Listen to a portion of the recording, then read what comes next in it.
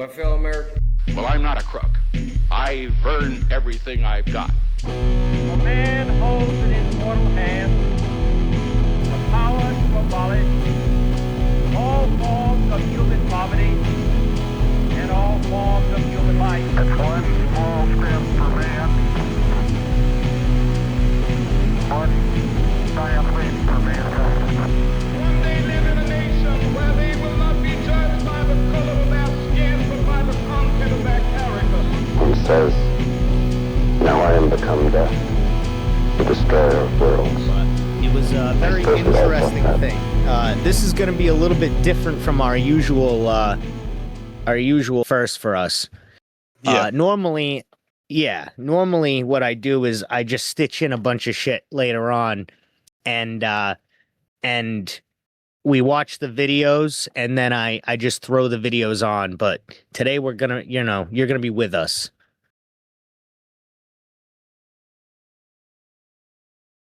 I just got to figure out how to use the screen capture device. So this is a historic moment, people. This was a very strange event, though.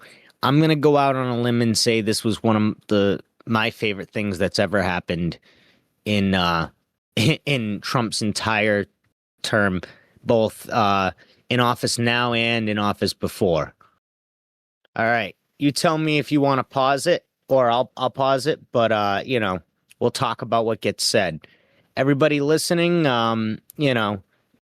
this is wild. This is quite possibly a historical moment that we're witnessing, and it's crazy. I want to say real quick, I said to you before that it feels like every week or every day, like, we're hopping different timelines. It's like we're experiencing the Mandela effect, because we're getting different parallel universe versions of Trump every single day. We're getting today we're getting liberal Trump. He goes gaga over Mamdani in this. And for anyone curious that did not watch this or has no idea what we're talking about, Trump literally falls in love with Mamdani in this. You might have seen the memes. It's one of the craziest things I think I've ever seen in my entire life. The things the looks that he gives Mamdani, it's people have said online, it's like he hasn't even given JD Vance these types of looks. Like he's enamored with this guy. And it's amazing, really, is what it is. One of the things that I saw that a lot of people were saying, well, there's two things. One, I mean, they're two really charming guys in their own way. I'm not saying Trump is he's charming like a snake. Isn't that like one of the sayings? And Mamdani's actually like a genuinely charming guy. But they're on opposite spectrums on a lot of things, but it seems like the populism is really just what what made these guys fall in love, so to speak. What do you think? I think we should just watch before we talk anymore about it. Yeah. And well, let me just say, 2 New Yorkers too. This is 2 New Yorkers. All right. Awkward moment. Love it. And you can see New York City Mayor-elect Zoran Mamdani standing there with him. The two have just met. Thank you very much. We've just had a great meeting, a really good, very productive meeting. We have one thing in common. We want this city of ours that we love to do very well. And I wanted to congratulate the mayor. He really ran an incredible race against, a lot of smart people, starting with the early primaries against some very tough people, very smart people. And he beat him easily, and I congratulated him. And we talked about some things in very strong common, like housing and getting housing built, and food and prices, and the price of oil is coming way down. Anything I do is going to be good for New York. If I can get prices down, it's good for New York. And we've got them down, way down from last year. We have... As you know, I've been saying to other people, Walmart said that Thanksgiving giving exactly 25% less than last year. So that's good for New York, good for everybody. But I just want to congratulate. I think you're going to have hopefully a really great year. The better he does, the happier I am. I will say there's no difference in party. There's no difference in anything. And we're going to be helping him. He goes, there's no difference in party. There's no difference in anything. That's hilarious.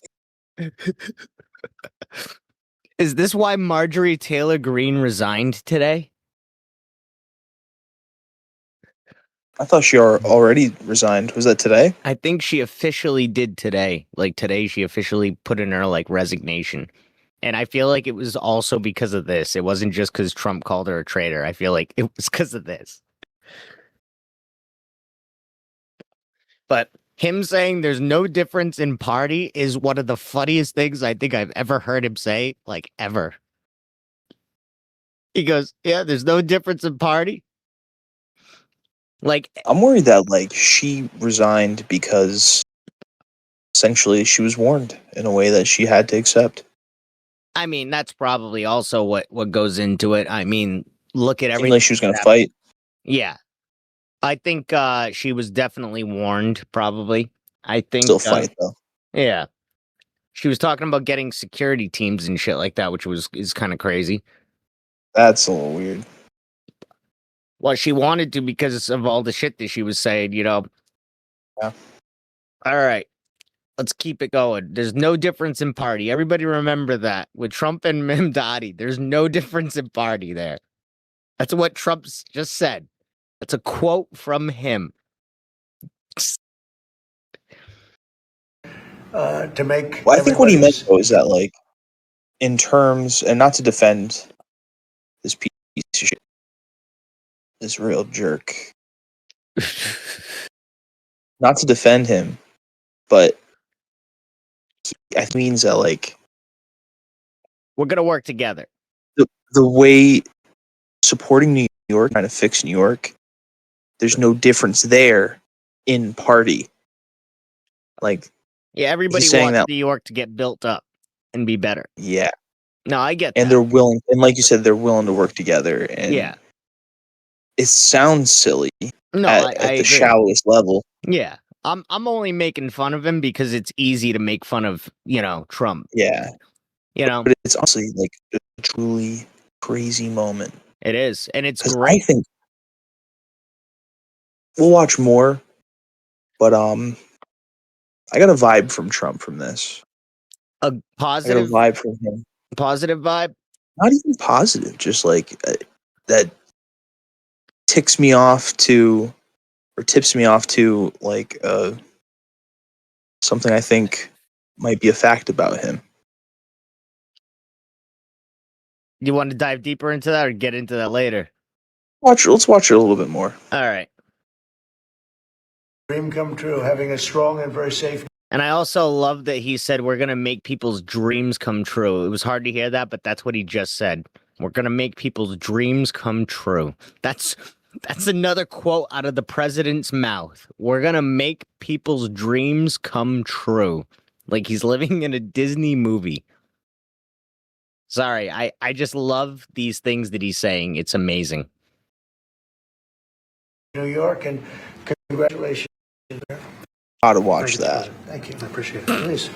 I appreciated the meeting with the president, and as he said, it was a productive meeting focused on a place of shared admiration and love, which is New York City, and the need to deliver affordability to New Yorkers, the 8.5 million people who call our city their home, who are struggling to afford life in the most expensive city in the United States of America. We spoke about rent, we spoke about groceries, we spoke about utilities, we spoke about the different ways in which people are being pushed out, and I appreciated the time with the president. I appreciated the conversation. I look forward to working together to deliver that affordability for New Yorkers. Thank you very much. Any questions, please? President Trump, Stephen Nelson from the New York Post. I've got a question for you and then also one for the mayor-elect. Sure. For you, you referred to Mr. Mamdani as a communist. Can you describe why you feel that way? And also, will you do anything to stop him from arresting Prime Minister Netanyahu if he visits New York? Well, we didn't discuss your second part of the question. And on your first part, I mean, he's got views that I just want to say him asking about arresting you know who, that's a funny name for him, is just hilarious that he would just be like come out and say that. Like hey, is this guy gonna really do that? He's like, ah. A little out there, but who knows? I mean, we're going to see what Who works. knows? Or he's going to change also. We all change. I change a lot. Change a lot from.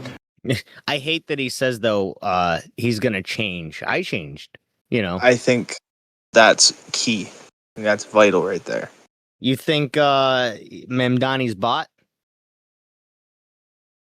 No, no, no, no, no, no. You think he's Said that changing? Trump said that he can change and that he does change a lot. Yeah, he does. He changes like the sun. Well, you can't change what you've done, and that's literally what he said. That rhymed, but Like- yeah. I think Trump, and I don't know how, because you can't look into a man's heart. You just can't. Mm. Somebody could always end up being a piece of shit, and you never know. Mm-hmm. And we genuinely think this guy is a real piece of work. Yeah.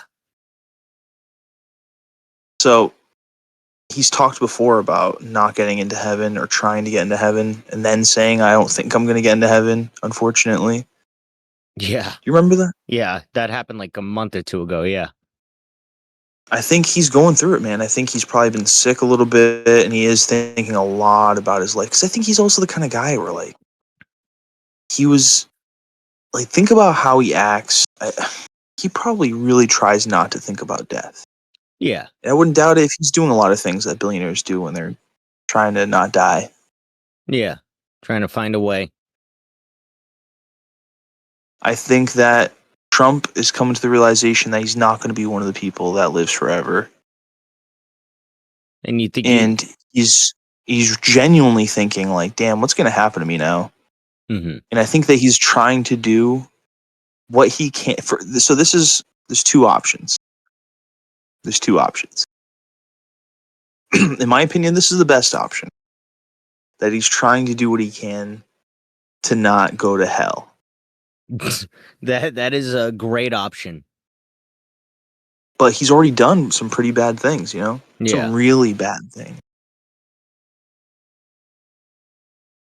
Yeah, I think that I think he might actually be trying to maybe do some things that will help us.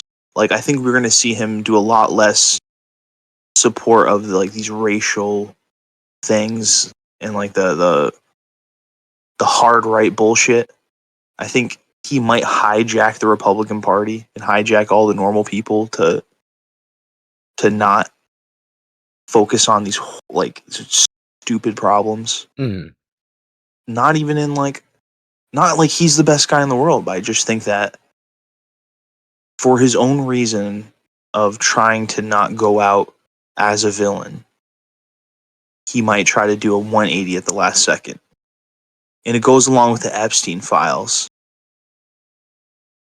What if he is about to just go, like, yep, all these people are bad. Jeffrey Epstein was a bad guy. And then like he's willing to go down with like the information about him going out.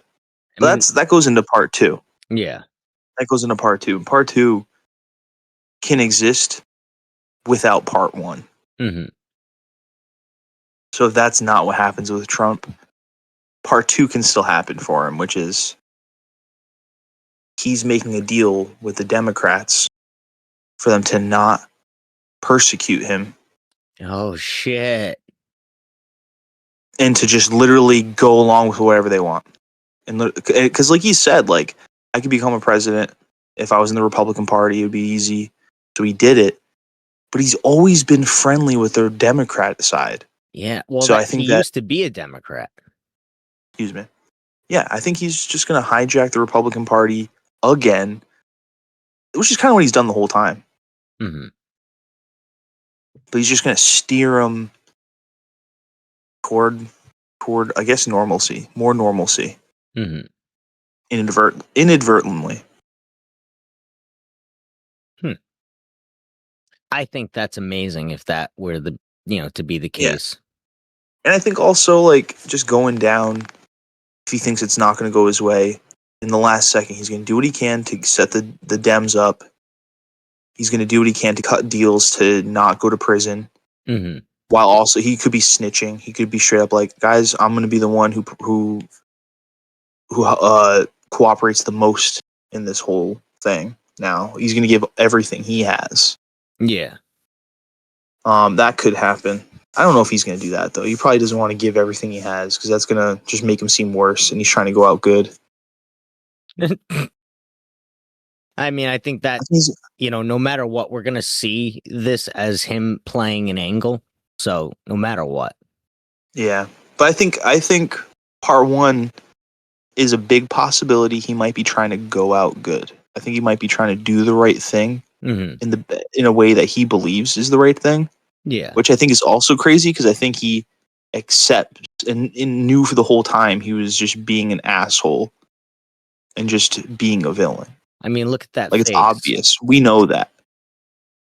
What's funny is we can comment on their faces also, like frozen in time right now. I mean, look at Mamdani. He looks like so happy. Like what does he look like right now? A shit-eating grin, right? Is that what you would call that? I don't know. He seems pretty calm. No, I mean in a good way. Like he seems like he's got a leg up in this situation. Yeah. I feel like I think Mamdani has the leg up. Well, that's what I mean. I'm not trying to like look at like body language or anything like that, but like his body language looks pretty confident, and like I'm not trying to look super deep into this, but like look at his thumbs. He's got one thumb over the other. I feel like that right there is a subtlety in his body language. I'm not, like I said, I'm no like professor. I think Mamdani is but straight up chilling. that's exactly, he's taking this all in, and this is, if anything, this is amazing for him regardless. Even if this whole thing went bad, this would have been great for him either way. People are going to be talking about how Mamdani came out of nowhere. Yeah. Because just like we were watching that Breaking Points, which call it an episode or a video? I called it an episode, but it was a video. It was half an hour long though. It was they broke it down a lot. Yeah. They started poking at it like, yeah, this guy nobody's heard of a year ago. Somebody that they were just talking to. That is true. People could start calling him, well, especially with the younger generation, they could just call him like an industry plant, you could say. Yeah.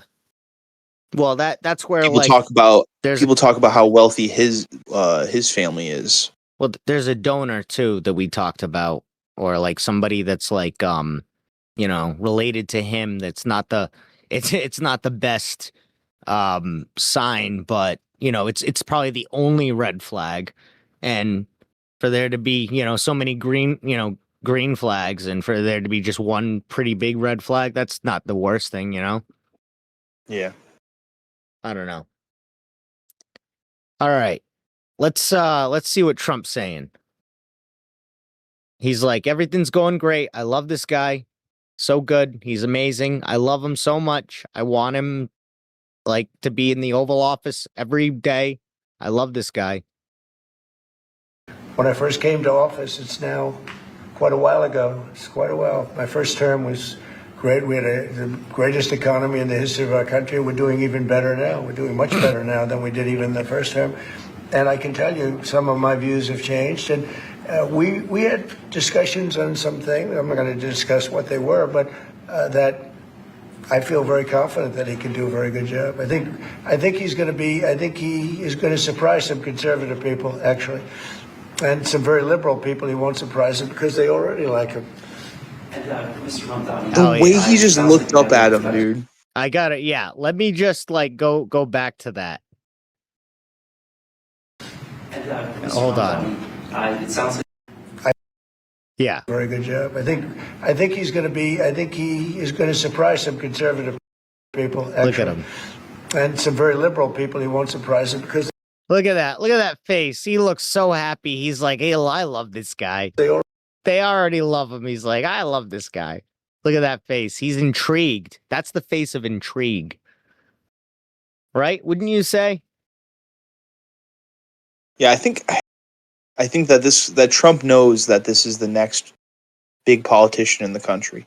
Yes. Yes. He knows this is the next big guy, and he doesn't hate him, and he's like, because he knows he's about to go out, and he's like, yeah, this guy's going to be taking over soon. Yes. 100%. We'll see, because I think people do love him, but people are coming at him hard, and again, like, we just don't know a man's heart.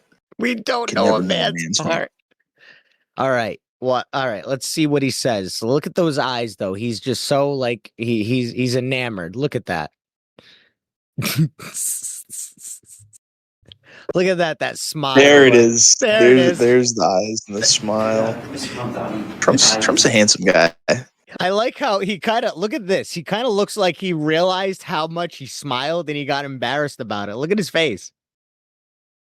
But that, or he He's just like, oh yeah, there's people around. Yeah, exactly. Like he just It realized. sounds like they had a really good conversation and they were really having a good time chilling. 100%. And Trump can't help but contain, like, he can't help but show how much he loves this man.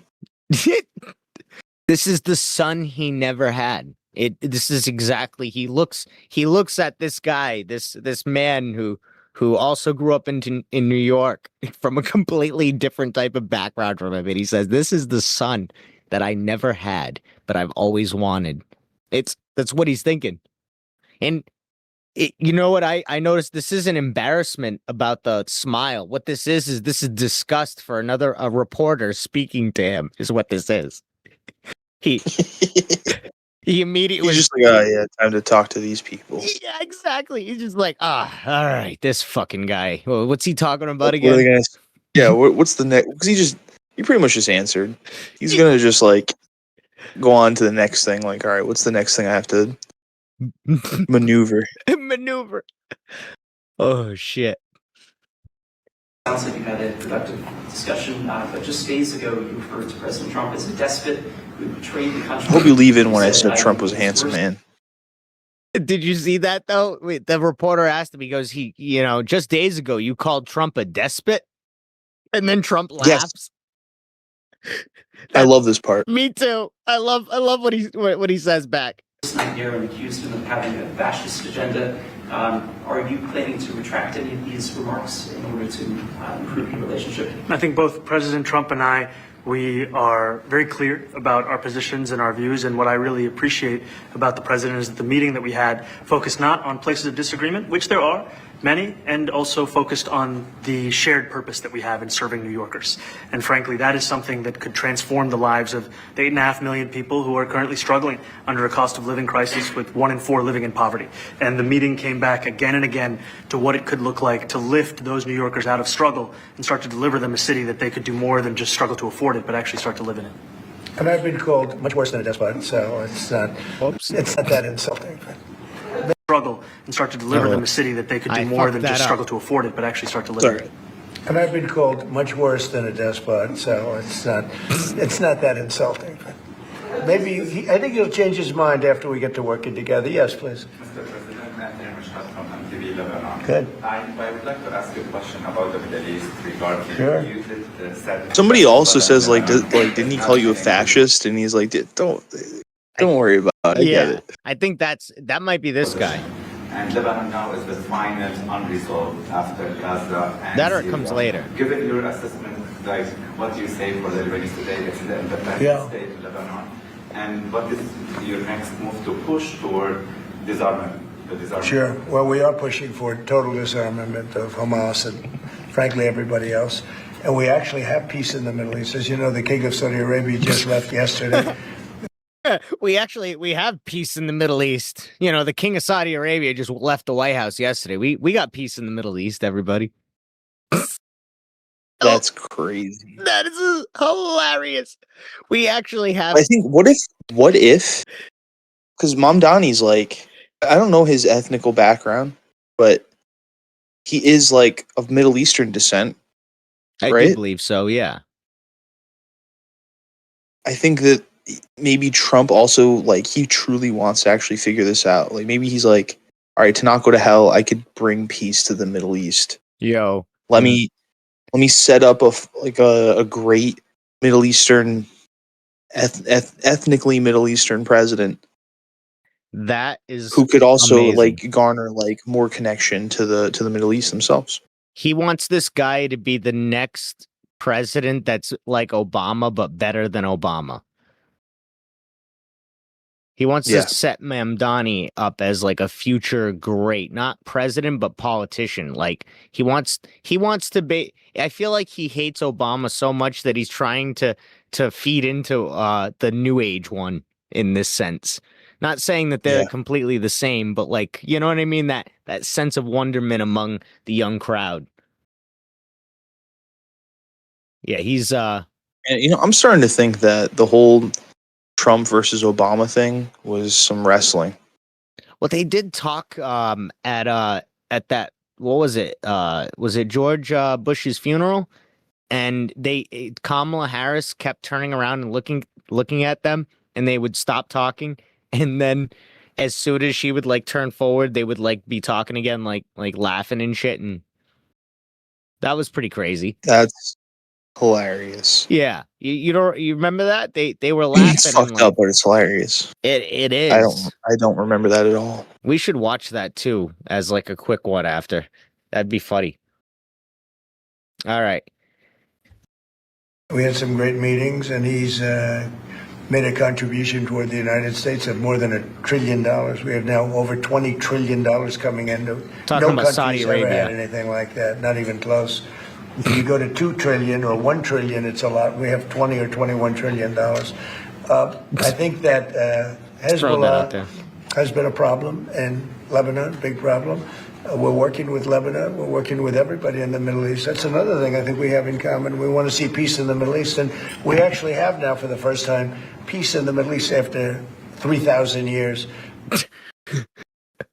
That is a wild statement. Do you double down and go even harder? Yeah. He kind of like backed up for a second. He's like, we want peace in the Middle East. And then he just immediately just caught himself. And he's like, for the first time in 3,000 years, we have peace in the Middle East. It's amazing. All right. And now we're going to refine it. And I think you're going to see some very positive things happen. We're going to refine the peace in the Middle East.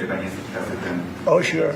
Oh, I would do that. Absolutely. And if the mayor would like to be here for that meeting, because I know he feels very strongly. I think you feel very, very strongly about peace in the Middle East. I think we desperately want it, and that's something that I shared with the president, that when I spoke to New Yorkers who had voted for the president last November on Hillside Avenue and Fordham Road, I asked them why. I heard again and again two major reasons. One was that they wanted an end to forever wars. They wanted an end to the taxpayer dollars we had funding violations of human rights, and they wanted to address the cost of living crisis. And I appreciated the chance to discuss both of those things. He said a lot of my voters actually voted for him, and I'm 1 in 10. And I'm okay with that.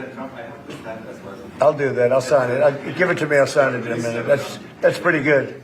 Mr. President, Yeah, please. you threatened to send federal troops to New York City. You both have differences when it comes to ICE agents Right. in New York City. Mr. Mamdani, you called ICE a rogue government entity. I wonder how you reconcile your differences on both of those issues. Well, I think we're going to work them out, and I think that if we have Glad that one was What the hell is known murderers, I have no idea. That was a weird ad. Companies get pissed, I guess, when you do that. I don't know. Yeah. I don't know what the hell that ad was about. I love how people are going to hear this totally out of context. Just so you guys know, we just had another ad, and it just weird one. The first one was so ambiguous, like it was a movie, and like so innocuous. And then this one was just weird. All right, let's continue. and known drug dealers and some very bad people. You know, we want to get them out. And the mayor wants to have peace. We discussed this at great length, actually, maybe more than anything else. He wants to have a safe New York. Ultimately, a safe New York is going to be a great New York. If it's not safe, no matter how well we do with pricing and with anything else, we can talk about anything you want. If you don't have safe streets, it's not going to be a success. So we're going to work together. We're going to make sure that if there are horrible people there, we want to get them out. I think he wants to get them out, maybe more than I do. So we'll work together. We discussed it at great length. Yes, please. Yeah, two questions, if I may. One for you, Mr. Pause it. President, BBC in a second. Yep. I think that part's important because I think that's Trump signaling to average Republicans and maybe more rational Republicans that, like, hey, he is going to tackle safety. He is going to tackle crime. You're hearing that he's not going to give a shit about crime, and that he's going to make it easier for people like this to just roam the streets of New York. Trump's pretty much saying, like, that's not going to be it. No, actually, he wants to clean up the streets more than I do. Yeah, This guy's going to be hard on crime. because he's got to prove himself. Yeah, I think he's just setting it up so that everybody supports Mamdani, and eventually Mamdani goes up for presidency. Yeah, I know. I 100%. And then he can claim that, like, he was a mentor to Mamdani. He could claim. Dude, that I'm he gonna be was so pissed if 10 years from now people talk positively about Trump because of how he, like, for the last 2.5 years just scrambled into being a different kind of politician entirely and just did everything that his enemies wanted the whole time. Mhm. That would be a game changer, though. That would be awesome, to be honest with you, if that ended up happening. No, because at the same time, He did ruin a lot of we're going to be people's talking lives. about all these people are going to be like, yeah, Trump was great because he actually did that. And, like, they're going to emphasize how he changed his mind. And, or people changed his mind. Mamdani changed his mind. And how he's actually now a better person and all this shit. But at the same time, it's like, the Epstein thing happened. We can't forget the Epstein thing. Oh, yeah, 100%. I'm not saying he won't get off for it because I'm sure he could find a way, or at least there's a possibility that he could. But I'm worried that people are just gonna forget about this era. I don't know. This era there's a lot happening at once right now, and I do agree Trump is trying to find a way for people to forget about it. Like, that's what all this is about. Like He's making it's like how the fucking there's a Republican and a Democrat who are part of the government right now. I forgot which branch. They might be like representatives from a state or something, and they're in the emails or they're in something connected to Epstein, and they're having to defend themselves. And the Republicans and the Democrats are working together to get these people safe. You're talking to save them. Yeah, you're talking about the one who she was from the Virgin Islands, or she represented the Virgin Islands or something like that, and she was texting Epstein mid-trial, and Epstein was like feeding her like questions to ask like other people and shit in the trial. Yeah. I forgot what her name was. But but yeah, that's crazy. That's wild. All right. Let's see what So yeah. Same way Trump can cut himself a deal. Yeah, no, 100%. I think all of this, like I said, this is all leading to Trump trying to cover his tracks no matter what. And I think he thought he could on a national scale, or sorry, an international scale. But I think he also worries about like Russia and all these other countries, getting involved in that. So I think what he wants to do is just make it so that he can never go to another country ever again. I think that is so to speak. I think 100 years from now, if Trump continues with his actions, 100 years from now, people might say that Trump was actually a good guy and just misunderstood. And that there's going to be like a few people alive who actually know what's up and they make jokes about it. And it's almost going to be like an inside thing to know about. Like King Jellybean. Who's that? From Rick and Morty. Remember the first season where they murdered King Jellybean and it turns out he's like this really well-beloved king, but he's actually like really messed up?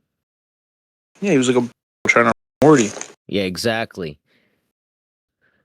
Trump's King Jellybean? Yeah, I'm describing Trump as King Jellybean in this situation. But anyways, Did you come up with that connection? I feel like I saw that in a It's a meme, great comparison. but I could be mistaken about that. I may have come up with that, but I feel like I saw that in like a meme somewhere too. I don't know. I did see the King Jellybean scene recently, so maybe. I don't know. But yeah, King Jellybean. All right. Here is some more. But first of all, to the mayor-elect, you're both from different parts of the political spectrum. You're both populists, though. And I just wondered to what extent the president's campaign style, his techniques, his social media inspired any part of your campaign. Well, I actually told the president that, so much of the focus of our campaign has been on the cost of living crisis. And when we asked those New Yorkers who had voted for the president, when we saw an increase in his numbers in New York City, that came back to the same issue: cost of living, cost of living, cost of living. And they spoke about the cost of groceries, the cost of rent, the cost of Con Ed, the cost of childcare. And too often, politicians are looking to lecture to New Yorkers what they should care about as opposed to listen. And when we spoke to those voters who voted for President Trump, we heard them speak about cost of living. We focused on that same cost of living. And that's where I am really looking forward to delivering for New Yorkers in partnership with the president on the affordability agenda. And I think we have to work a little bit. We talked about Con Edison. We have to work a little bit on getting the prices because, we've gotten fuel prices way down, but it hasn't shown up in Con Edison. And we're going to have to talk to them. If we're sending them fuel at a much lower price than it was a year ago, which is true, we have to get Con Edison to start lowering their rates. Absolutely.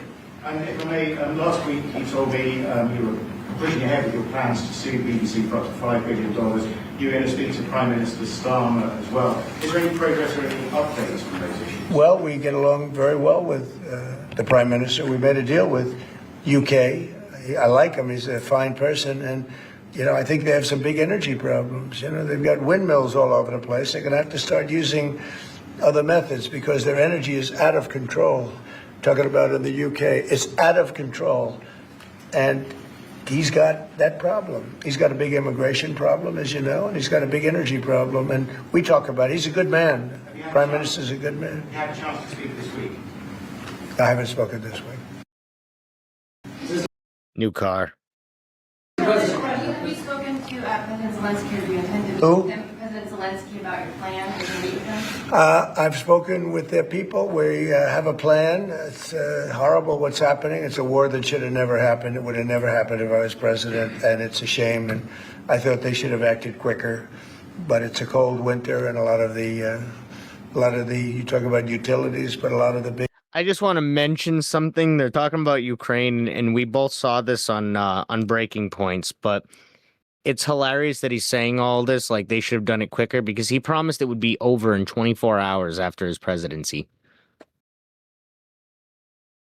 Do you remember that? He's like, yeah, the Ukraine thing, that'll be over in 24 hours after I get to office. Amazing. He probably forgot about it. He probably forgot about it. Yeah, I mean, he probably forgot the very next day or a week later, honestly. Energy producing plants have been under attack, to put it mildly, to put it nicely. We have a way of getting peace, or we think we have a way of getting peace. We have a way of getting peace. Through violence. His terminology is astounding. We have a way of getting peace. That's hilarious. Yeah. He's like, not going to say what it is, but we have a way. We're going to get some peace. Oh my God. His shit is the things he says, if they weren't so disturbing on a few deeper glances, they'd be pretty hilarious. And they are. But the more you look into them, it's crazy. Hit play.